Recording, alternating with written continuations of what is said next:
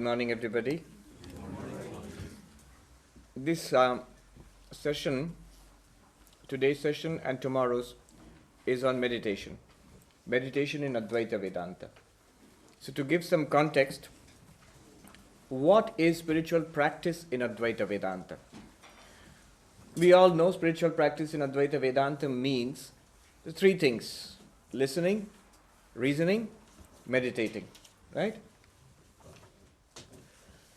Shravana, Manana, Nididhyasana. So these are the words used in Advaita Vedanta. Shravana means hearing or listening. Manana means reflecting. And Nididhyasana is a special term in Advaita Vedanta which basically means meditation.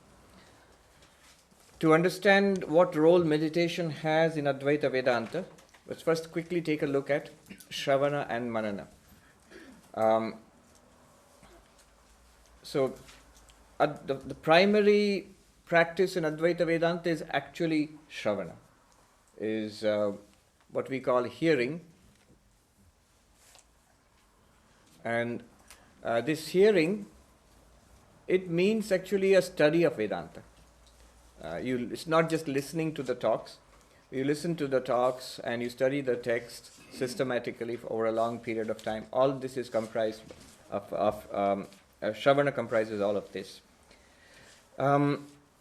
Traditionally, when you try to understand what Shravana or hearing is, it's actually the texts of Advaita Vedanta, the Upanishads. They are texts. So when it comes to teaching, comes to you in the form of texts, one must know how to extract the meaning of the texts. So what I'm doing now is going a little bit deep into what is meant by Shravana in classical Vedanta. We normally don't talk about that, but it's good to know what they actually do. So the problem is that here you have these Upanishads, which are the root texts of Advaita Vedanta. If you say, what is Advaita Vedanta?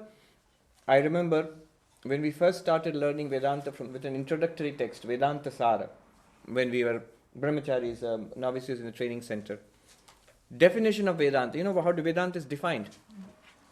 Vedanta nama Upanishad pramanam. We have to memorize these definitions. Vedanta is the source of knowledge called the Upanishads.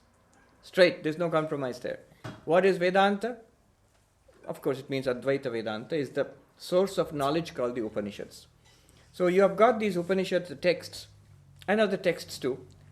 But the source text of the Upanishads, how do you get the meaning out of it? What I mean is, these are Sanskrit texts in Vedic Sanskrit. Very, very old. And so how do you know what they mean actually? Is there any systematic way of extracting the meaning? But they're very profound. And they are like, as the Swami said, finger pointing to the moon. So one must try to interpret it properly. One must try to see what it's pointing at. So there is a process of interpreting a text. And again, all these things are not unique to Advaita Vedanta. In fact, they have been very liberally borrowed from other systems, from the Purva Mimamsa system, which is that school of philosophy specializes in interpreting Vedic texts. So Advaita Vedanta borrows their techniques. These techniques are what are today called hermeneutics. It's a branch of philosophy of the philosophy of language, where you have a set of techniques which help you to extract the meaning of a text. So you have a few pages of a text. What is the point of it? In Sanskrit, Tatparya Nirnaya. What is the point of these texts? What are they pointing towards? How do you know? Is there any system? So there is a system. In Advaita hermeneutics is the process of extracting meaning from a text. There are 6 steps. I'll just quickly indicate them, because to explain the 6 steps of Advaita hermeneutics will be more than one class itself, or several talks. But just quickly indicate them. The 6 steps are, in Sanskrit, Upakrama Upasanghara, beginning and end, Abhyasa, repetition, Apurvata, uniqueness, Arthapatti is eulogy or praise, Upapatti is reasoning, and Phalam, result. Don't look bemused. I'm going to explain very quickly each of them. The first one is Upakrama Upasanghara, which means beginning and end. Any text, if you look at the beginning, not literally the first sentence, but how, say, of speech. So the beginning, what is said in the beginning, and what is said in the end. You will find a statement of purpose there in the beginning and a kind of conclusion at the end. If you put them together, it gives you a fair idea of what was said. So beginning and end. Take a look at the beginning and end of the text. Second thing you need to do is, remember what we are doing here is trying to find the meaning of the whole text. The second thing you need to do is abhyasa. Abhyasa here means repetition. Note in the whole text, what's the point being repeated? There's something being repeated. Listen to a politician's text, you will notice point being repeated is vote for me, vote for me, vote for me. That's the point of the whole speech. So you know what is being repeated, that points out what the person wants to say. If you look at the Chandogya Upanishad 6th chapter, you'll find one sentence is repeated 9 times. Can you tell me what's that sentence? Tattvamasi, yes, that thou art, 9 times, the same sentence repeated. Oh, you say, aha, repetition. This must be the point of the whole text, that thou art. Then the third thing is apurvata, unique message. What is the one thing you find in the text which you generally don't find elsewhere? That must be the point. That must be what the author or authors are trying to say. So the unique message in Vedanta, for example, is the identity of Jiva and Brahman. You are the Absolute. That's the unique message. Then the fourth component of this hermeneutical machine is called arthapatti. Arthapatti literally means eulogy or praise. Something is praised here. Something is advertised here. Something is promoted here. If you do this, all sorts of wonderful things are going to happen to you. All suffering will be eradicated and you will attain to ultimate bliss. This is the highest of all knowledge. This is the knowledge revealed by by God to the rishis, or Brahma Vidya is the highest, or the foundation of all knowledge, highest knowledge. So this knowledge is praised above all. What is this knowledge? Again, that identity of Jiva and Brahman. If it is praised, then that must be the point of the whole exercise. Praise. What is being praised here? And then the fifth component is upapatti. Upapatti means argument. You will find in any talk, lecture, there is a chain of reasoning. Follow the reasoning. Arguments are given. So where is the argument leading? What are they trying to prove? So you will find in all the Upanishadic statements and all the texts, arguments which tend to prove that you are that existence, consciousness, bliss. It's taking you that way. If you follow the argument, you will see the point of the whole text.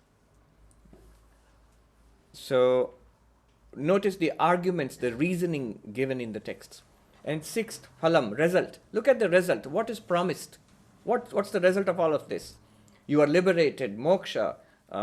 You go beyond suffering, attain bliss. The cycle of birth and death comes to an end. So what is being taught here? It must be that highest liberating knowledge.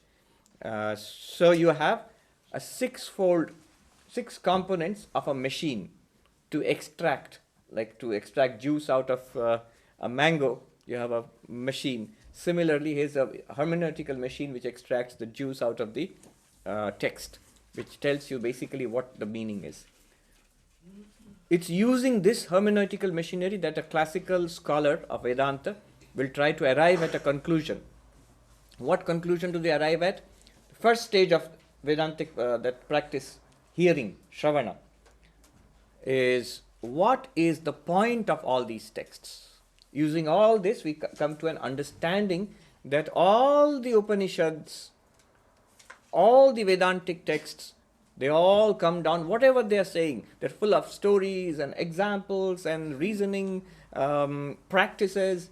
All of them, they come down to one thing. They're saying only one thing. That thou art. Aham Brahmasmi, I am Brahman. This very self is Brahman. This consciousness within us, it is the ultimate reality. The Mahavakyas, they're called profound sentences because they sum up the entire Vedantic teaching. So this is the conclusion of the first stage. What is the conclusion of the first stage? When you have ascertained the meaning of the teachings. You have heard it all, you have studied it all, now you know what they mean. You say, oh, Swami, that's so simple, done. I agree. It's that thou art is the meaning. That's because you've been given the end product. Suppose you are given all those books and show me, if a scholar says, there are so many examples here, how do they all point to that? There are so many contradictory statements here. Some seem to talk about a dualism. Dva Suparna Sayuja Sakhaya. Mundaka Upanishad says there are two birds sitting on the same tree, the higher bird and the lower bird. The famous allusion. But notice, two, not one. So how does this lead to your grand conclusion that it is all one, you are the same Brahman? So you must know, then the whole thing must be studied properly to see how these things fit in. At what stage do they fit in? Often the teachings build up to a climax. So if you take one out of context, it means just the opposite of what they are trying to say. For example, Annamaya Atma, Atman is the body. What? He's just saying all the time the self is pure consciousness. No, the Taittiriya Upanishad clearly says it. Then how do you reconcile that you are Brahman? It's supposed to say you are existence, consciousness, bliss, but the Upanishad directly says you are the body. But then you have to put it in context. If you know the whole process, you will say, wait a minute, let's read through it. It says you are the body. Next it says you are the prana. Next it says you are the mind. Next it says you are the intellect. After that it says you are beyond the intellect, the Anandamaya. So what is it doing there? It's the finger pointing at the moon. Step by step. Inner and inner. Subtler and subtler. It's pointing towards something which cannot be directly revealed by words. So it's taking it step by step like any good teacher. From the gross to the subtle. From the near to the far. From the known to the unknown. That's how it's moving. So in this way, one must know how to interpret the Vedantic scriptures. All culminating in the understanding that all the scriptures are finally telling me that I am Brahman. That's the point. I mean, there are a lot of things to consider. Bhagavad Gita, you take up the text like the Bhagavad Gita. There are teachings about meditation there. There are teachings about bhakti there. There are teachings about ethics and morality there. There are teachings about food and exercise and relaxation. There are teachings about being balanced and what constitutes good and evil, what constitutes a demonic nature and a godly nature. So what is the point of the Gita? Which one is the point? All those teachings is a mass of wisdom. Really, you can take a lot of things out of it. You can take things which are related to health. You can take things related to management. Is Gita for management now? So is Gita a management text? Is Gita a health manual? No. This first step, Shravana tells you, if you systematically study it, all of those are there. They're there. And there's wonderful stuff to be learned there. But all of them finally culminate in the knowledge that you are Brahman. That I am Brahman. That's the point of the whole thing. Why is this bothering me?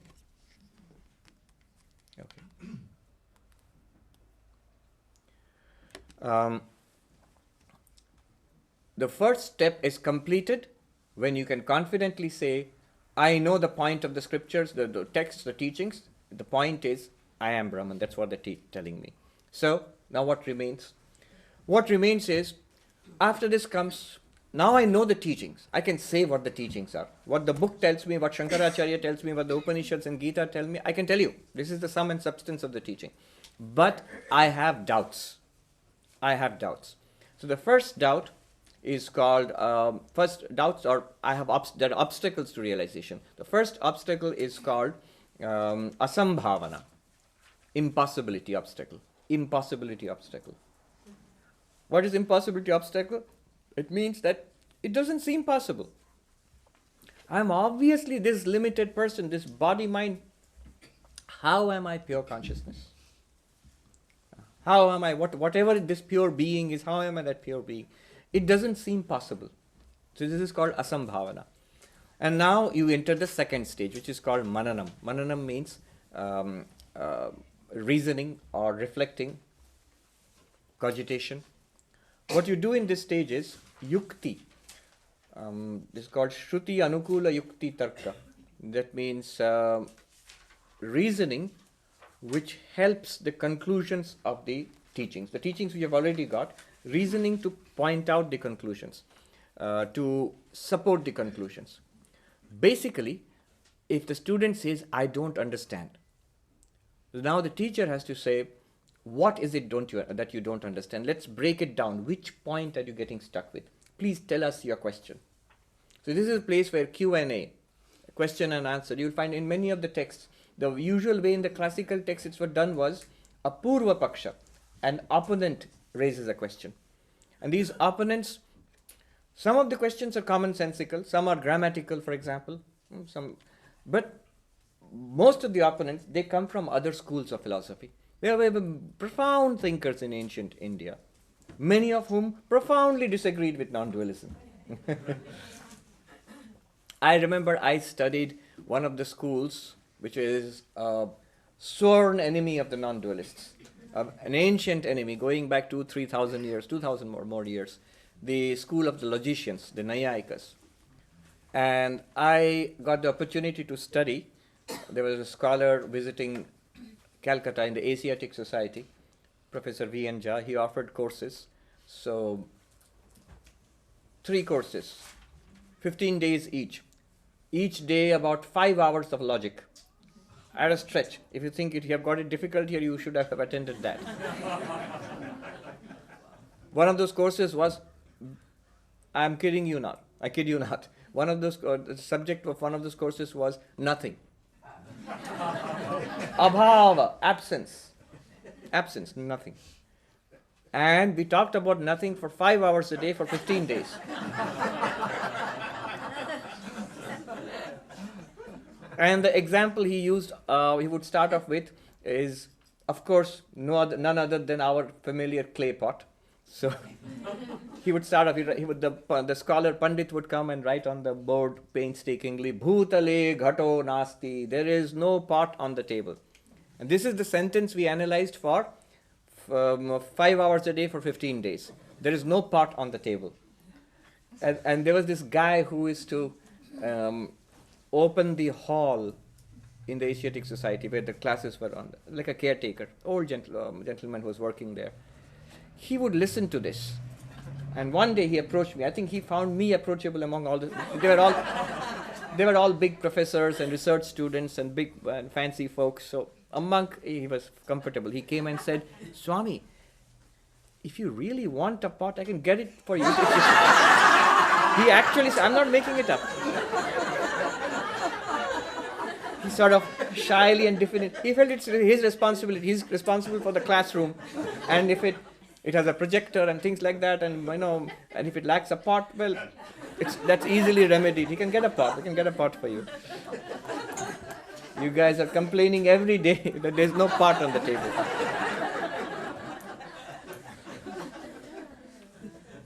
And this scholar who taught us, this is called the New School of Logic, Navya Nyaya. You might have heard of Chaitanya Mahaprabhu, the great teacher of Bhakti in Bengal. He started off as a scholar of Navya Nyaya, the New School of Logic. But New School of Logic, remember, this is India. So the New School of Logic is 1,000 years old. It started in a place called Mithila in Bihar in about 1080. So now my point there is, so the professor would teach us, and one day, because I was there, a non-dualist monk, so he said, I love reading Shankara, but I can't understand him. So his point of view is entirely this Navya, the Nayayika point of view, the logician's point of view, which is a realist, pluralist point of view, more or less as we see the world. So these different philosophers, very complex. If you think Advaita is difficult, you should see some of these things are extraordinarily sophisticated, extraordinarily complex. Swami Vivekananda mentions about this school in Complete Works of Vivekananda. He says the Indians developed the most complex and subtle system of logic known to humanity until the advent of course, modern symbolic logic and all is more sophisticated mathematical logic. I can tell you, I've studied Greek Aristotelian logic, I've studied Navya Nyaya. Not a patch. Aristotle is kindergarten strictly compared to these guys. Extraordinary. And Vivekananda himself says it's enough to make your head spin. It is. Now, these were the kind of opponents that the non-dualists had. And so they would raise, in the stage of mananam, reflection, they would raise objections. Objection from the Nyaya point of view, objection from the Sankhya point of view, objection from the Mimamsa point of view, objection from the Buddhist point of view, and there would be at least 4 major schools of Buddhism with each different approach. From the Jaina point of view, from the materialist point of view, from the grammarian's point of view. So once you go through this process, all your questions, and I literally mean it, all your questions, and many more questions which you would have never had thought of, those are raised and answered. I remember once I was standing in front of our main monastery talking to one of my teachers, Swami Sarvapriyananda, after a Vedanta class, and I was a newcomer, a novice. And I sort of diffidently asked the Swami, I thought maybe he'll be offended if I ask questions. So I said, Swami, I've got some questions if you don't mind. He said, ask away. Better minds than yours have been thinking of questions for 1,000 years, and they have all been answered. There's nothing that you can think about which has... and if you can think of something new from a point of view of modern science or something, then that's also welcome. Think about it and ask questions. Whatever you can think of, whatever question you can generate, and discuss it. Books and books have been written. These are dialectical works, very advanced works. Books like Khandana Khanda Khatya. They are called the cupcakes of refutation. Khanda Khadya means sweets, pastries. The pastries, delicacies of refutation. So they enjoyed it. You think that's the hard work? No. They loved it. All these discussions. So it's supposed to be, I cannot go on because the time limits me, but they're wonderful stories, each of these books. The Khandana Khanda Khadya is supposed to be the toughest work of non-dual Vedanta ever written. And it was written by Sri Harsha, a great philosopher in around the 10th century. The story goes that I think his dad was beaten by a Nayayika. His father was a non-dualist scholar, but he was defeated in debate by, obviously didn't do his homework, so he was defeated in debate by a logician belonging to this other school I mentioned, Nyaya school. And I think he committed suicide or something like that. And so Sri Harsha wanted to take revenge. And so the only problem, to defeat the other philosophers, the only problem was he was dumb. So he knew he stood no chance against anybody at all. So what he did was, he instead of trying to study and, he prayed to the Divine Mother. And he prayed and prayed and prayed, and the story goes, the Divine Mother appeared before him. What do you want? Make me so super intelligent, and let me be smarter than anybody else in the world, so I can defeat all of them. So make me super intelligent. That's what he asked for. Be careful what you ask for. The Divine Mother said, let that be so. True. And he became super intelligent. But now the problem was, he was so intelligent and so sharp. It was like comparing, say, a calculator to an AI supercomputer or something like that, So what he was saying, nobody understood what he was saying. Now, you can't beat me unless I understand you've beaten me. So it was very frustrating, for this super intelligent kid. So he went back to the Divine Mother and said, no, this is not quite what I meant. Can you step it down a little bit? I still want to be able to beat everybody, but not so much. Then the Divine Mother said, all right, and this is all stories, nice stories, she said, go and eat this. There's something called a particular lentil, kolait dal. It's supposed to increase tamas in your body. So that's why I've seen novices and monks hesitate to eat that when it's provided. It's supposed to make you a little sleepy and dull and sort of tune it down a little bit. Have a lot of that. And then there's a particular berry she mentioned, a creeper. Sit under that. It's supposed to be intoxicating. So you sit under that. Then write your magnum opus, your book you're going to write. And so then he wrote the Khandana Khanda Khadya, which is the tuned down, stepped down variety of what he was trying to do. And that is still today the toughest book that you can ever come across. And there's a translation of just a couple of passages of that. It's a huge translation in English by Professor Phyllis Granoff, who lives here. Yeah. She lives here, I think, in San Diego. I think so. Yes. So she went to India, studied under a traditional scholar, and one story leads to the other. My Nyaya teacher, whom I studied the school of 15 days of nothing, so He studied under the same teacher under whom Phyllis Granoff studied. Now imagine a scholar, this is the beauty of the traditional scholars in India, a scholar who's teaching two completely opposed systems of philosophy. Not at the basic level, at the highest, what we might call the research level, post-PhD level, to two different people. Imagine the mastery over the systems of this scholar, and there were many of such scholars, fewer now, but there are many such scholars, who mastered all of them, mastered at the highest level. And so if it's called Argument in Late Vedanta, Phyllis Granoff. If you want to fry your brain, that's a book. No, I'm joking. It's not fry your brain. She has done a wonderful job. But imagine 2 passages. For that, you need a book this thick to explain it, with diagrams and modern logic and everything. What is it called? Argument. No, you can take a look. It gives you an idea. Argument in late Vedanta. I think tradition and argument in late Vedanta. Argument in late Vedanta. Phyllis Granoff, Granoff.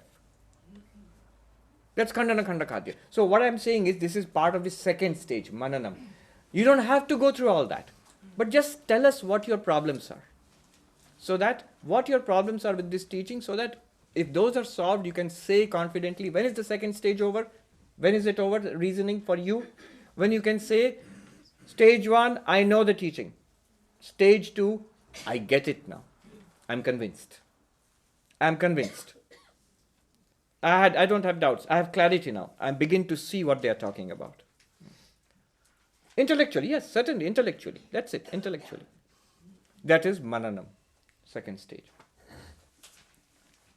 I must mention here a deep idea, a much deeper idea of Mananam. This thing has been given by Shankaracharya in his commentary on the Brihadaranyaka Upanishad, just for the sake of completion. But it's an important point that he makes. I haven't found it at other places. The point he makes is, this is not Mananam. In the Brihadaranyaka, the words used are Pandityam, Balyam, Maunam. Instead of saying hearing, reasoning, meditating, in the Upanishad, the words used are scholarship. The next word is strange. Balyam literally means childlike. Childlike. Youth. Childlike.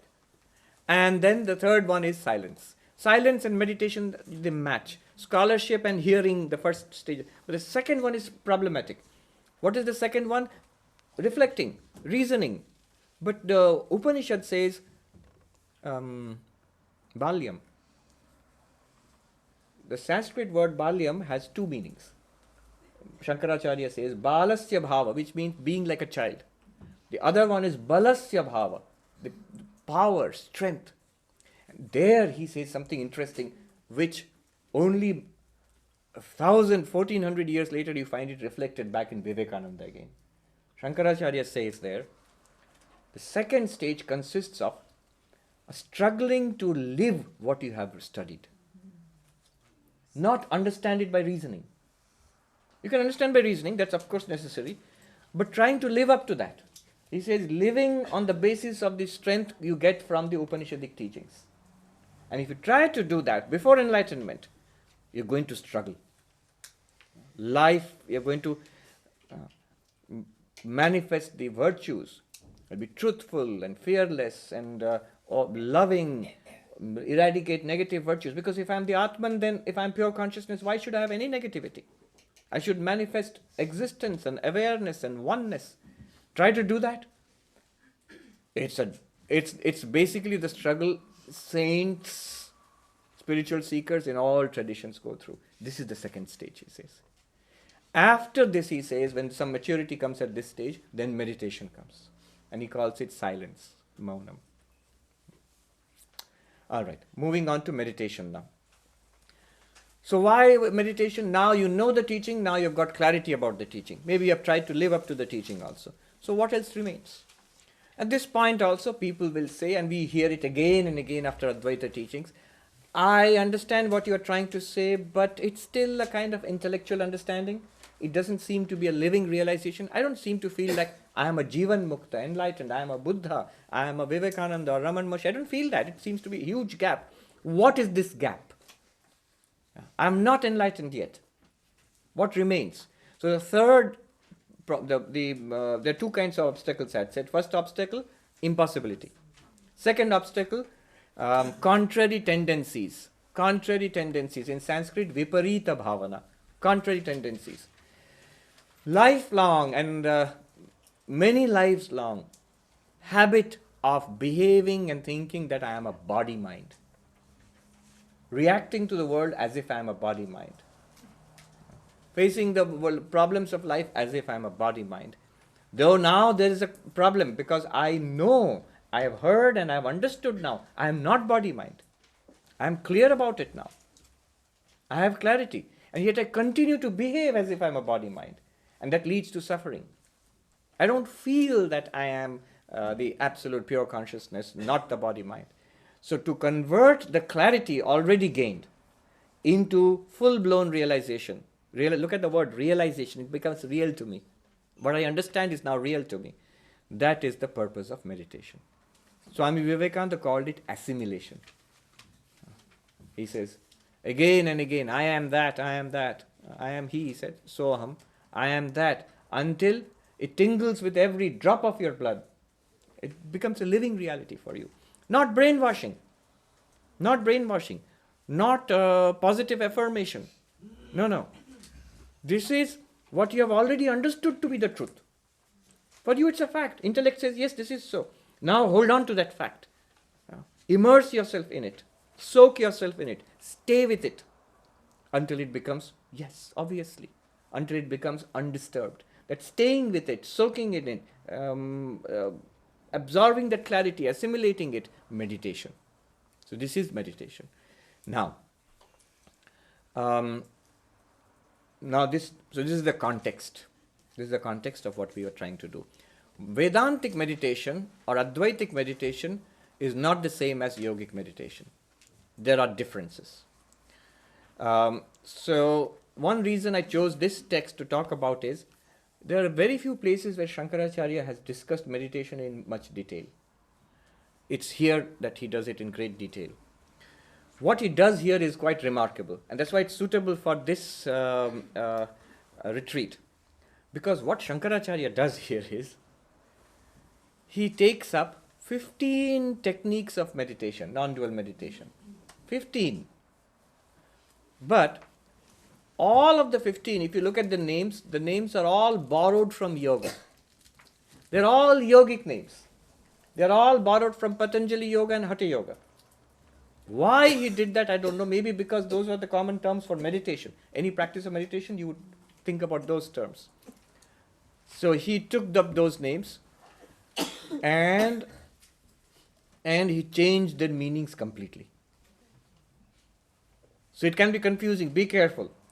When we are going to go through this, you will find all the words, most of the words are familiar to you. Why are they familiar to us? Because that's exactly what Atma Rupanji told us yesterday. But what Shankaracharya is going to tell us is different. Same term, different meaning. Now,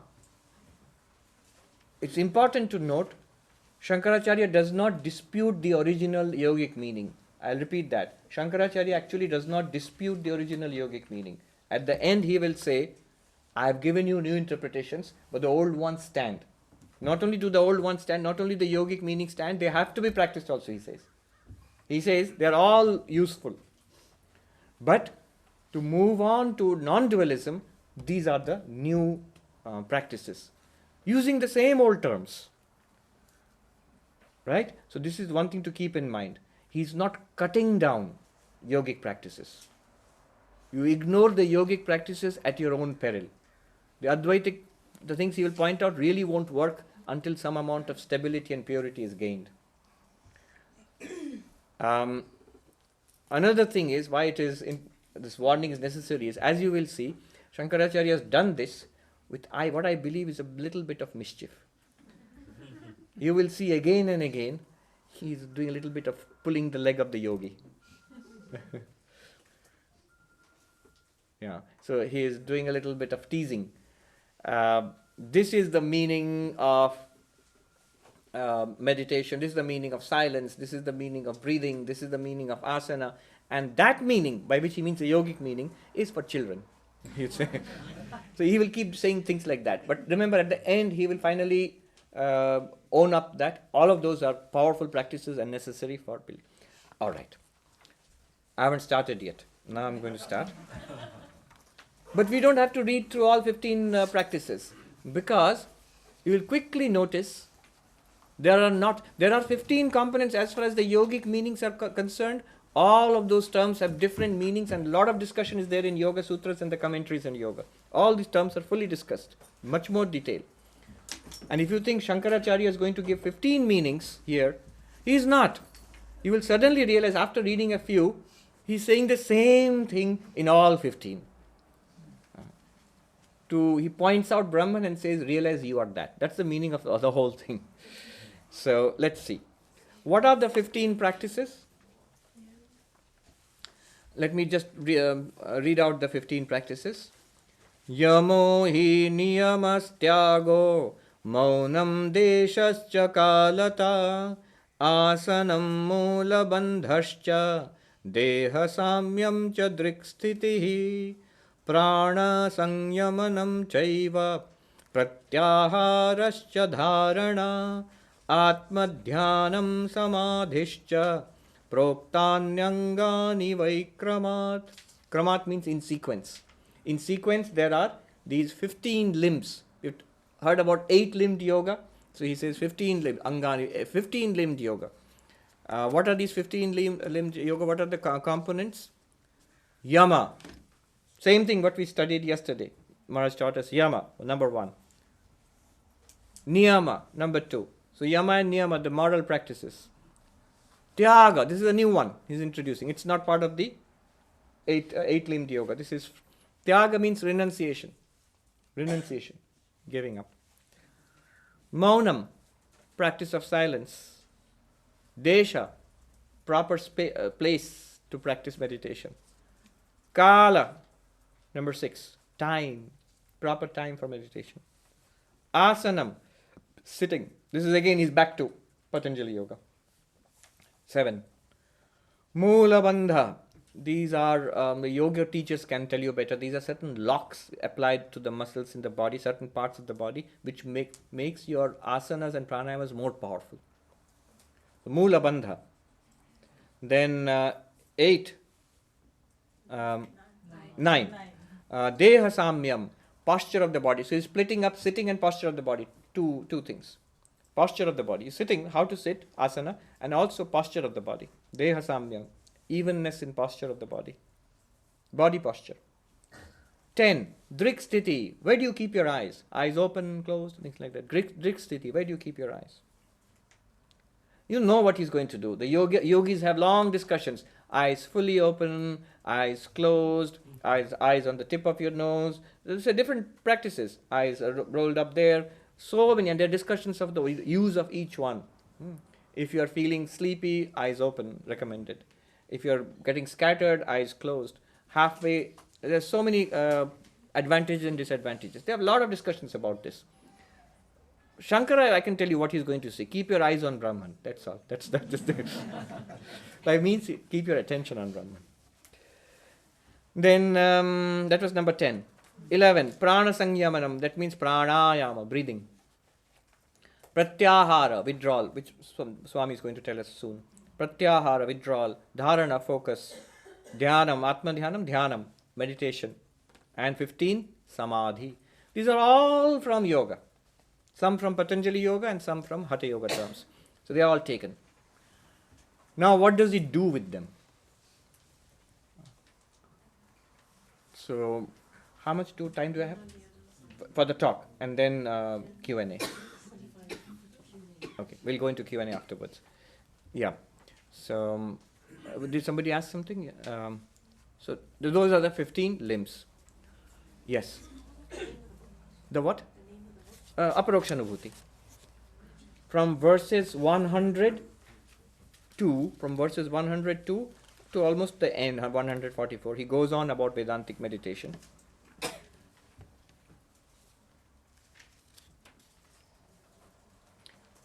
quickly, let me go through what he does. So Yama, for example, and we know what Yama is. First recall the original meaning. Without knowing the original meaning, this will not make sense. What is the original meaning of Yama? Non-violence, ahimsa. We read it yesterday. Satya, truth. Tell me. Brahmacharya, sense control or celibacy. Aparigraha, non-acceptance of gifts. Asteya, non-stealing, not taking what is not one's own. So the fundamental moral practices which prepare the mind for meditation. Without this, meditation is not possible. So, what does Shankaracharya do with this? Sarvam brahmeti vijnanat indriyagrama sanyama yamo yamiti samprokto abhyasaniyo muhurmuhu. When the clarity comes inside and outside, all is Brahman. With that clarity, stabilizing yourself in that clarity, the sense organs are automatically controlled. What you are severally trying to do, truth, the non-violence, celibacy, the non-acceptance of gifts, non-stealing, all of that, they all come automatically when you realize it is one reality inside and outside. What shall I steal? What do I lack if all is Brahman and I am Brahman? If even this conviction is there, I'm not talking about enlightenment, conviction. If it's there, what shall I steal? Whom shall I tell lies to? Whom shall I cheat? Honesty, in your dream. So you are there, and if you realize it's a dream and all the other people are there in your dream, will you try to cheat somebody and be clever and pull a fast one? They're all you. Whom are you going to cheat? Similarly, violence. Praiser praised, blamer blamed are but one. Whom to praise, whom to blame? When they are one, whom will you hate and whom will you favor above the other? So all of this comes under control when this kind of clarity is there. Stabilize yourself in that and it will all come to you. He says that. Then niyama. Niyama we know. Again tell me. Shaucha, cleanliness, internal and external. Then santosha, contentment. And then swadhyaya, repetition of the sacred texts or study. And study. And then the Ishvara, then this tapas, austerity, and Ishvara pranidhana. That means surrender to God. What does he say? Sajatiya pravahascha vijatiya tiraskritihi niyamo hi paranando niyamat kriyate buddhihi. He's punning here. So, what he says is, make an effort to keep up the continuous flow of this awareness, I am Brahman. Sajatiya means of the same awareness, same vritti, one after another. I am Brahman. I am the witness consciousness. Chidananda Rupaha Shivoham. They all mean the same thing. Keep that up. Vijatiya tiraskritihi. The other thing, I am body-mind. That kind of thinking, behaving, speaking, try to give up. This continuous practice, this is called niyama. So he replaces all the other practices with this. You see how he internalizes the whole thing. And this is niyama. Niyama also in Indian languages, Sanskrit and other Indian languages, niyama means, do you know what it means? Rules. Rules. The moment you hear rules, you feel, oh, it's so boring. And so when you're given a practice, the immediate reaction of most people is, how long do you have to do it? He says, niyamo hi parananda. It is full of bliss. It's fun. Don't think, how long do I have to keep? Do you ever ask if the the teaching is go out and have fun? Do you ask how long do I have to have fun? No. So it is fun. Niyamo hi parananda, to remain in this. See, once a clarity comes, just remaining in that clarity is greatly joyful. So his niyamo is parananda. That means it's productive of great bliss. Niyamat kriyate buddhehi. The wise ones, they do this consistently. They maintain this awareness consistently. Ramana Maharshi was famous. Who am I? So whatever problem you go to Ramana Maharshi with, he will direct you back to the self, right? So does God exist? If you ask, he'll say, who is asking? Find out who am I. My mind is scattered. How to concentrate my mind? Meditation. But you know what Ramana Maharshi would say? Whose mind? Who's the one who's saying my mind is scattered? Find out that one. So it's a very easy method to say. Whatever your problem you bring is a simple formula, who am I? So one person came to Ramana Maharshi and said, I don't like that method. Now Ramana Maharshi is in trouble. What's it called? A one-trick pony or something? Yes. One-trick pony. So, I don't like that method. I am a devotee of Vishnu, of the Lord. I love God, Vishnu. Is that all right? And he went it respectfully. Ramana Maharshi said, yes, it's all right. Oh, it's all right. Yes. So after I die, will I go to Vaikuntha, heaven, the heaven of Vishnu, the abode of Vishnu? Will I go to heaven where God dwells? Ramana Maharshi said yes. Oh, really? He didn't expect that from Ramana Maharshi, you know.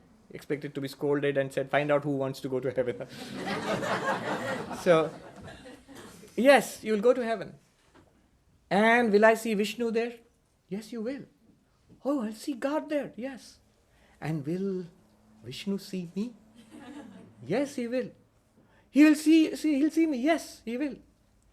Will Vishnu speak to me? Will God speak to me? Yes, he will. And what will he say to me? He'll say, find out who I am.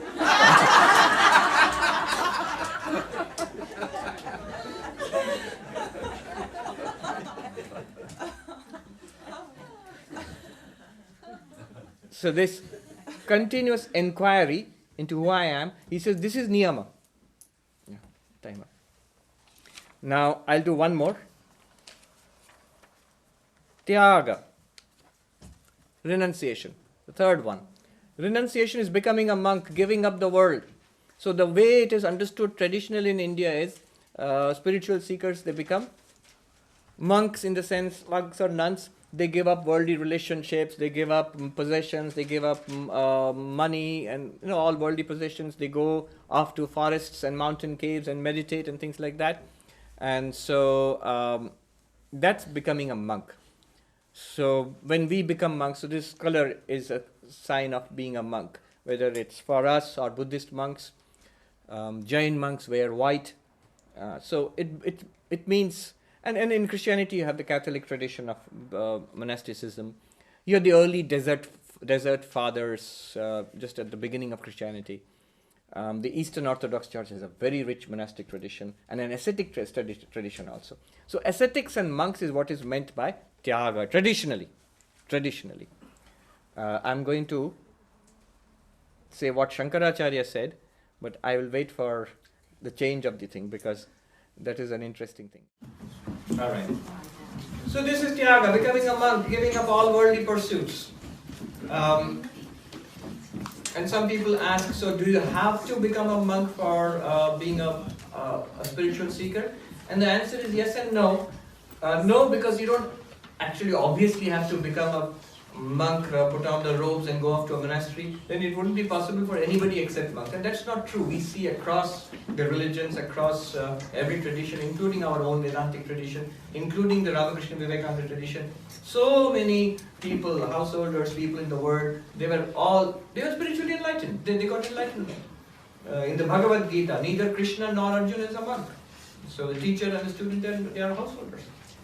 Many of the original teachers of the Upanishads were householders, were married people.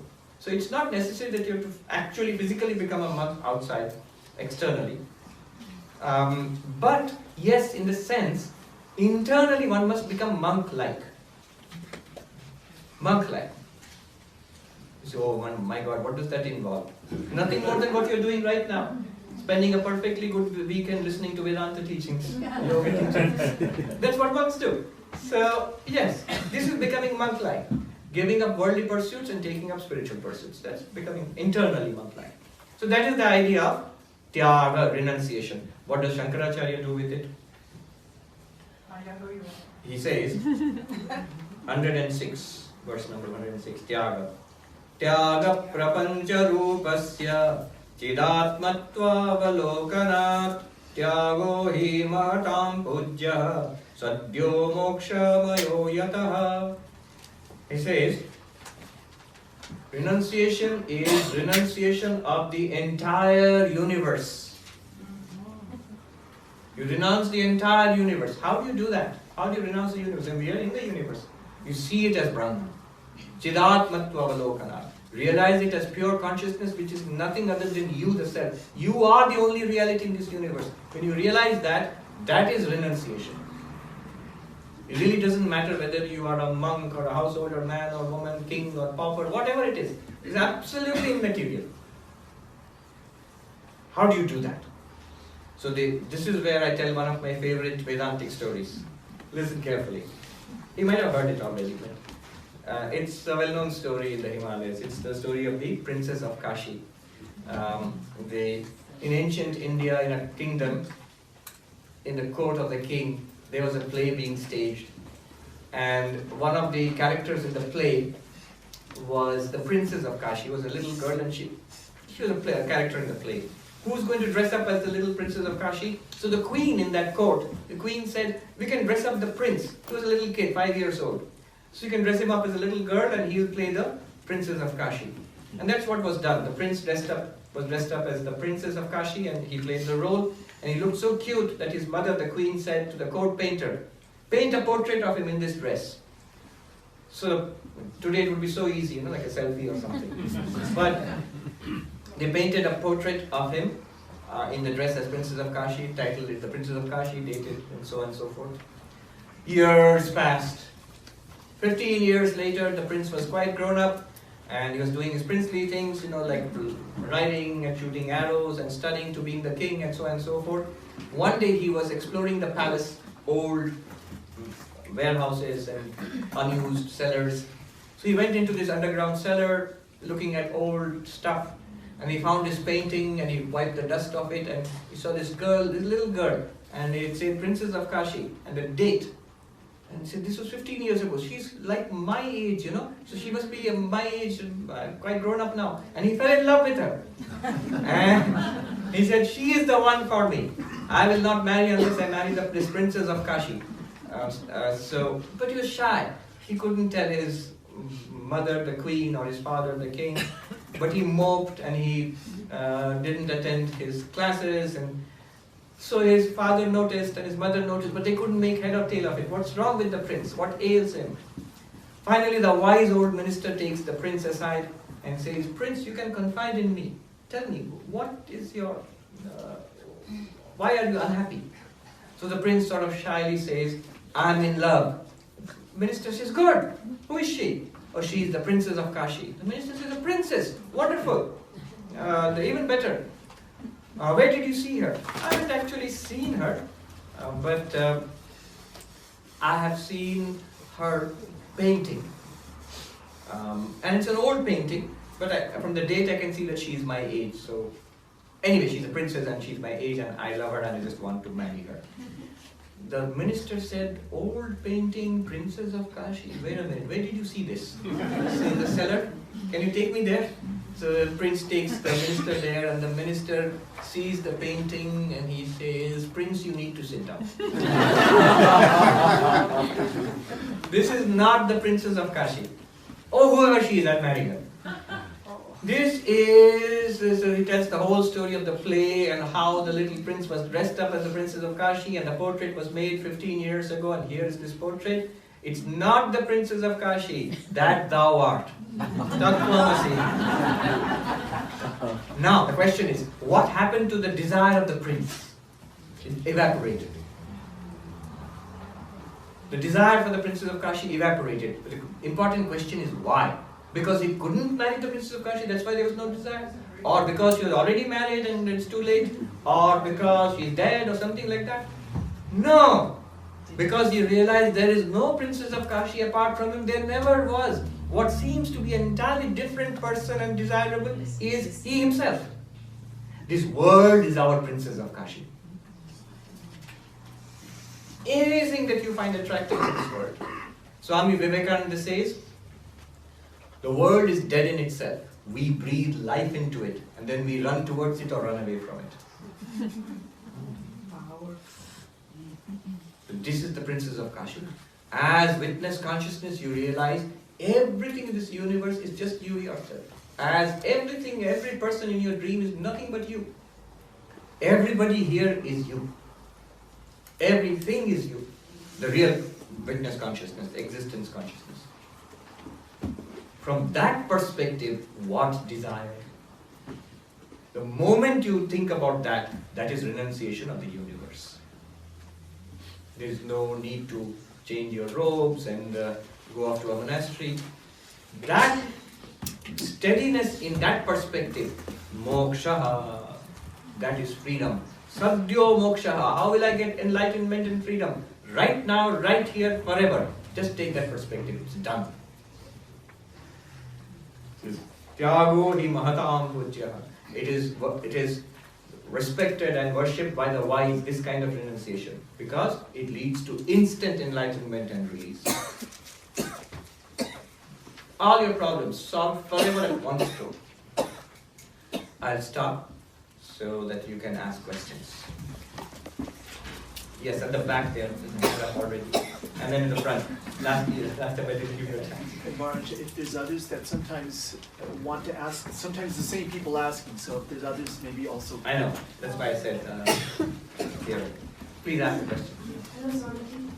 So I'm new to this spiritual person. So one question that I have is there in the pursuit of Advaita? New to the pursuit, and you start off with Advaita Vedanta, my God. All right. Yes. Is there like a proverbial glass ceiling in the pursuit of Advaita? The reason I say that is there have been very few instances of like women being monks or being in monastic life.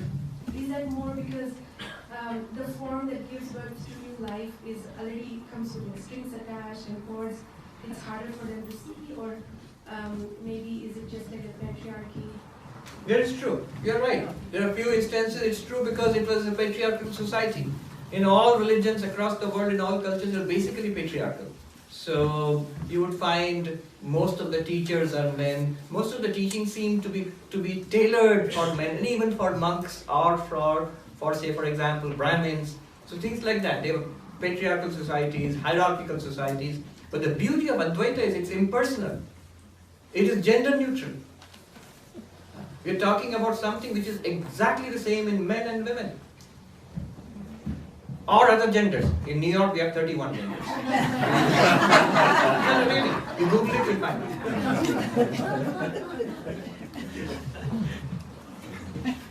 And if you laugh at that, you are bad people. You are not allowed to do that. But from the Advaitic perspective, it's one consciousness. Absolutely no problem with gender there. Yeah, okay, this is left over from yesterday.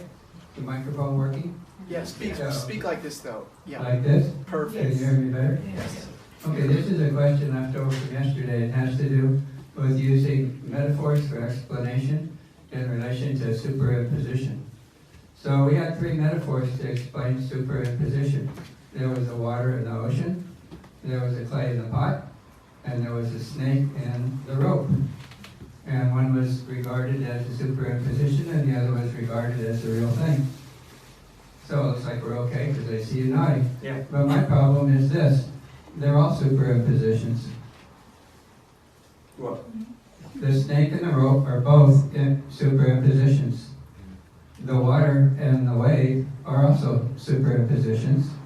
And so is the clay and the pot. They're all superimpositions. Do you mean that the snake is superimposed on the rope and the rope is superimposed on Brahman?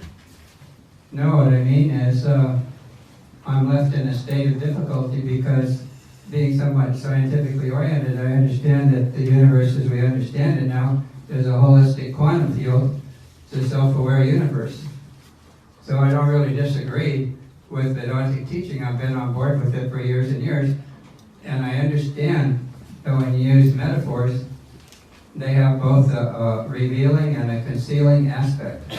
So the power of this metaphor is pointing to a truth. But the falsity of it is both aspects of each of those three metaphors are superimposition. My question is, what's your comment about that? My question to you is, snake is obviously superimposition on the rope in the example, but you're saying the rope is also superimposition. It's a superimposition on what? Reality. That's what I'm asking you. That's what I first said. Are you saying that the rope is a superimposition on Brahman, on the reality? Yes, sir. Right. That is true. But then the example is meant to point that out. The three levels of truth. Absolute, which is reality, Brahman.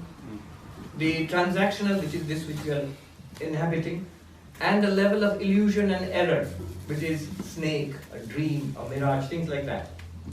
So the illusory level is superimposed on the transactional level. The transactional level is a superimposition on Brahman. To understand that the things of this world are superimpositions, the reality is Brahman. To understand that, an example is given. An example must be something. After all, what's an example? An example must be something on which we both agree. If I say the world is a superimposition on Brahman, you will say, no, it is not.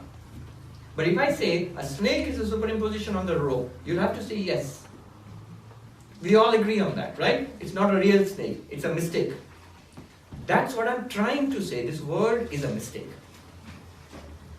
That's why an example is used. That's the point of an example. I'm not trying to say that the rope is real. I'm not trying to say that the ocean is real, or water is real. I'm not trying to say that the clay is real. I'm trying to say clay, rope, water, these are all superimpositions on Brahman. Just like snake and waves and pots are superimpositions in clay, water, and rope. Thank you. Thank you. Now, But there's one important I have a point. quick follow-up, which is, we say that the world is in us. Swami Vivekananda, you just quoted him a minute ago, was saying something to the effect, the world is in us. And the question is, human beings have been around for about 80 to 100,000 years. Hominids have been around for 4.5 million years. So in what sense can you possibly mean that prior to the existence of humans? What is the us he's talking about? I'm not talking about us, I'm asking about the meaning of that statement. That's what I'm saying. What is us? Word is in us. When Swami Vivekananda says That's word what I'd is like to know. all right. That's the point of the question. Right. So that's the point of the whole retreat. Us here means existence, consciousness, bliss. Your hominids and the Neanderthals and before that the chimps and whatever, did they exist or not? You say yes, they existed. What Vedanta would say is they are existence with those particular names and forms.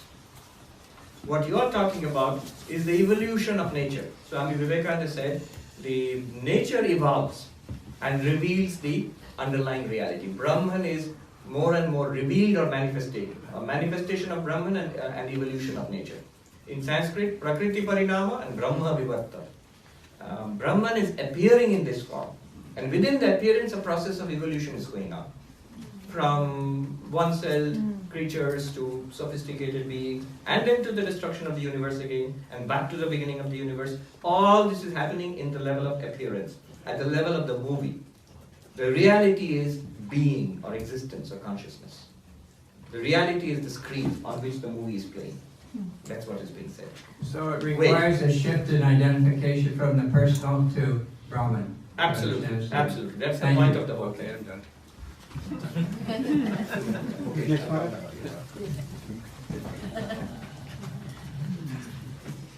So, Mr. Swami, yesterday evening you spoke about a nice bhakta who prepared for the rotis and everything for when you visited the place in the Himalayas, Tapavan.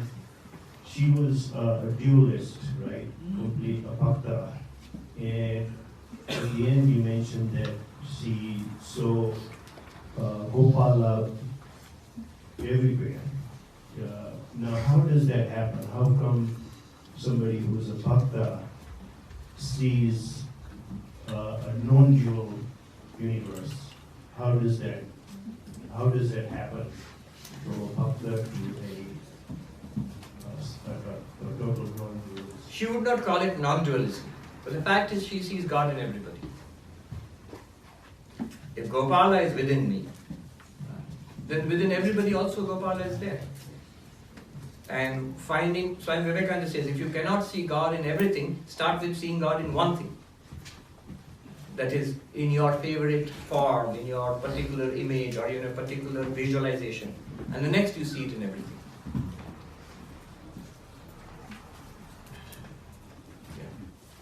Thank you. Please give the microphone there and come back. Thank you, Swamiji. If you're asking that can a bhakta get non-dual realization, the answer is yes. Answer is yes. The bhakta may not want it, but the bhakta may get non-dual realization. Bhakta may want to taste sugar rather than becoming sugar.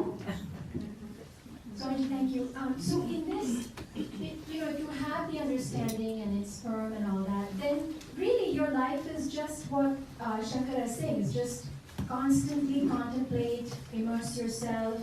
And there's no, you talk about these different stages, and I think sometimes they become things that are set up. You've got to reach this stage and then this other stage. But what I'm hearing you say today is that just the immersion is so much fun, to see Brahman everywhere, to keep contemplating this reality, and that's really all you have to do for the rest of your life, right? No, not for the rest of your life. Okay. Remember, this is the third stage, the stage of meditation. And there's a verse towards the end. He says, keep on doing it till it becomes natural and undisturbed. After that, he says, give it up, don't do it anymore. What's your name? My name is Anu. Anu. So how many hours a day do you practice being Anu?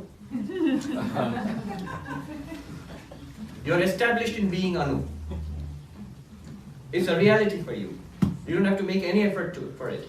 But this one requires a little bit of effort. And why does it require effort? If you are Brahman, why does it require effort at all? Remember, what was the purpose of meditation in Advaita Vedanta?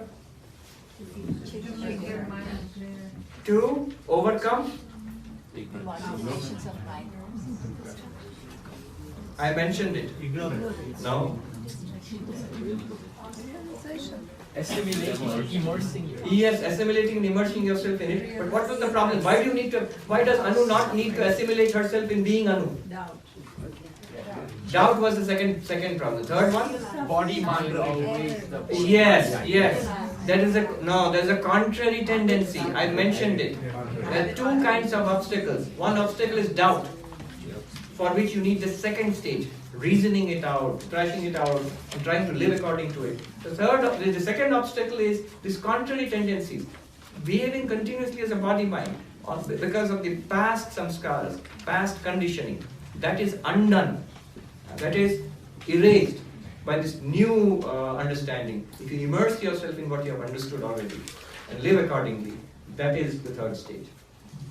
But once that is done, it's not that the enlightened persons, Ramakrishna or Ramana Maharshi or anybody else, is spending their whole life practicing being Brahman, or I am Brahman, or practicing that I have to give up all desires by seeing God in everything. That's done for them. So there's a time when you drop this also. One last question. Fine. One last question. Yeah, there's time.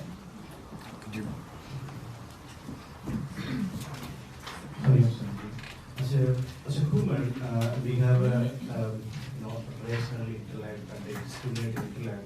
That's what we have a question: who am I? Where I'm coming from? What is my purpose?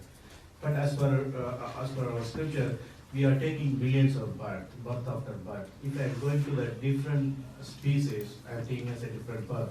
So how do I realize that? So in this case, I have to come as a human, then only I have to realize, or if I'm going to a different birth, is it possible to do that? Yeah, you have to come as a human being, and you have to come to the Vedanta Society. And in San Diego. So that is the purpose, that's why it's said.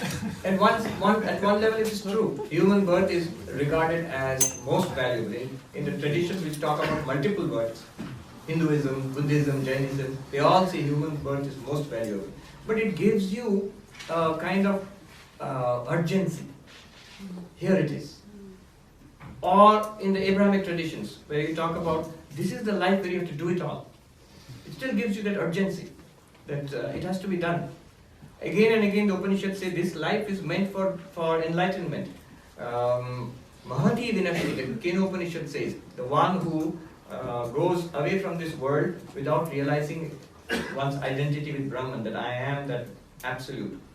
So great is the loss. Great is the loss. That urgency again giving more stress. We need to follow these 15 limbs of discipline activities. Is that is possible to done by one life? By one life? Certainly. Certainly. The yoga says that as we do it intensely, the faster it is. Tivra. Tivra samveganam asanna. Tivra samveganam asanna. That means if you intensify your efforts, you'll be faster. But you have to do it carefully also. Don't go insane, don't destroy your health. There are those warnings of. There's a beautiful story I end with that. A Zen teacher a student comes, an American student. So he goes to this Japanese Zen teacher. So if I practice in this way, how long will it take me to get enlightenment, satori, enlightenment? And the teacher said, if you do everything as I have told you, then it will take you 20 years. 20 years. The student was a young American man. 20 years? So like he has got something to do after that. 20 years? Look, I don't have time to spare for that 20 years. If I'm going to double my efforts, if I do everything twice as much, so many hours I practice put in, then how long is it going to take? The teacher said calmly, 40 years. Thank you very much.